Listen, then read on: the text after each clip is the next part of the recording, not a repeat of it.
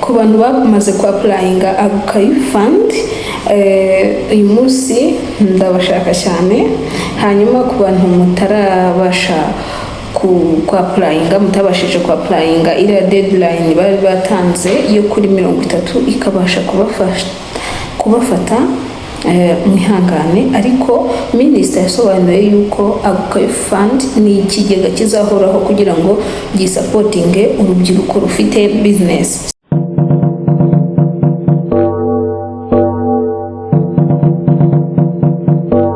So hey guys, this is Magnifique. Ku bantu batanzi, ku bantu mugeze hano bwa mbere, hanyuma kubo dusanganwe, murabizi, you are most welcome. Mwese muhawe ikaze hano kuri channel ya Magnificat TV show.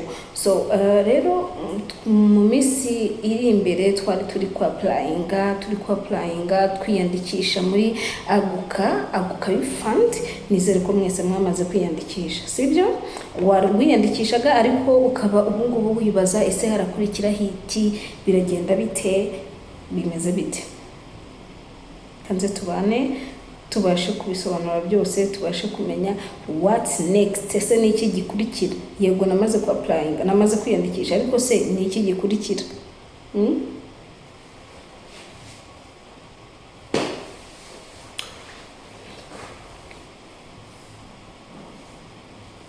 So rero nkuko nakomeje kubibabwira, iyi Aguka Youth Fund ni ikigega leta yadushyiriyeho twebwe nk'urubyiruko, urubyiruko rufite business rwatangiye gukora, rufite imishinga igiye itandukanye, ariko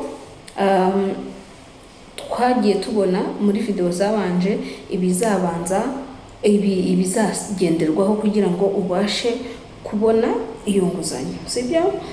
Icya mbere ni uko uri umunyarwanda uri hagati y'imyaka 18 ndetse na 30. Ikindi kuba ufite business cyangwa se imishinga usanzwe ukora mu buryo bwemewe n'amategeko. Kuba ufite TIN number cyangwa se na trading license. Kuba ufite konti ya banki byibura imaze umwaka ikora.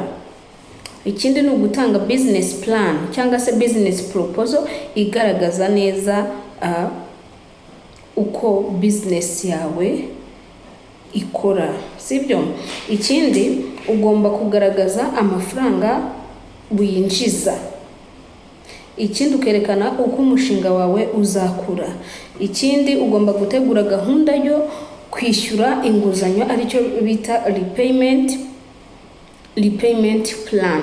So niba rero ushaka gutangira business ubu, kuko nagiye mbona abantu benshi baragiye banyandikira bakambwira ngo none se ko nta business twebwe dufite, ngo none se ko tudakora, ngo tutaratangira ariko twifuza gutangira, abandi bati nta gishoro. Umva, nkuko mwabibonye, Aguka Youth Fund ni ikigega kizahoraho kugira ngo gisapotinge urubyiruko. So niba ushaka gutangira business ubu rero, ibuka ko ugomba kwandikisha business muri RDB. Hari abantu benshi bagiye banyandikira ariko ugasanga bafite business ikora ariko ntago bigeze bayandikisha. Nimba ushaka ko business yawe iterwa inkunga, igomba gukora mu buryo bwujuje amategeko. Ibuka ko ugomba kwandikisha umushinga wawe muri RDB. Ikindi, gufungura konti y'ubucuruzi. Nimba uri gucuruza cyangwa se ukaba uri gukora indi business, ibuka ko ugomba gufungura account igendanye n'ubucuruzi bwawe, sibyo?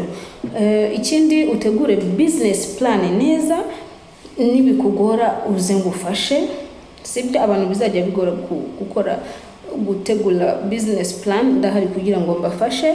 Ikindi ni ugutangira kubika inyandiko z'ibyinjira n'ibisohoka. Abantu benshi baracuruza ariko ugasanga ntago ashoboye kubara ngo agaragaze inyandiko cyangwa se ibitabo byerekana ese hinjiye iki, hasohotse iki, sibyo? Ugasanga ari gucuruza mu kavuyo. Ugomba kugira aho byandika kandi ibyo bitabo ukabibika neza, sibyo? Muri ibyo bitabo by'ubucuruzi, sibyo? abantu benshi rero barambajije ngo ese Magnifique, ese amafaranga turabyumva n'ibyo twamaze kwiyandikisha, ese amafaranga azatangira gutangwa ryari? Uyu munsi rero nje kubasubiza, sibyo? Tubane, kandi niba utarakora subscribe, please ukore subscribe kugira ngo tujye tubana hano kuri Magnifique TV show, business opportunities, business ideas bitazajya bibacika. Hano nzajya nzana amahirwe menshi agenewe urubyiruko, agenewe abantu bafite business, abataratangira bifuza gutangira. Nizere ko wamaze kwiyandikisha, wamaze gukora subscribe hano kugira ngo tujye tubana. Ikindi ukore no kukazogera kugira ngo buri video yose ugiyeho ugiyibona mu ba mbere, sibyo? Thank you so much. Iyi video niyikunda umpe like. Thank you so much. So kugeza ubu rero nshubije abantu bagiye banyandikira bambaza ngo ese amafaranga azatangira gutangwa ryari. Kugeza ubu nta tangazo riratangazwa rivuga igihe nyacyo amafaranga azagerera muri banki kugira ngo abantu batangire guhabwa inguzanyo. Icyakora amakuru aheruka agaragaza ko kwakira dosiye byari biteganyijwe kurangira kuwa 30 Gicurasi 2026, ubwo ni 2026. hanyuma hagakurikiraho igenzura ry'ibisabwa no kohereza dosiye muri RDB kugira ngo zisuzumwe kandi zemerwe. Bivuze ko muri iki gihe bari mu rwego rwo gusuzuma no kwemeza abasabye, babandi bamaze kwiyandikisha already kwa applying. Niba warasabye cyangwa uteganya gusaba, ni byiza gukomeza gukurikirana amatangazo ya Ministry of Youth and Arts na RDB kuko ariho hazatangariza igihe amafaranga azatangira gutangwa. Ariko ubaye ushoboye wakurikirana zino mbuga nkoranyambaga za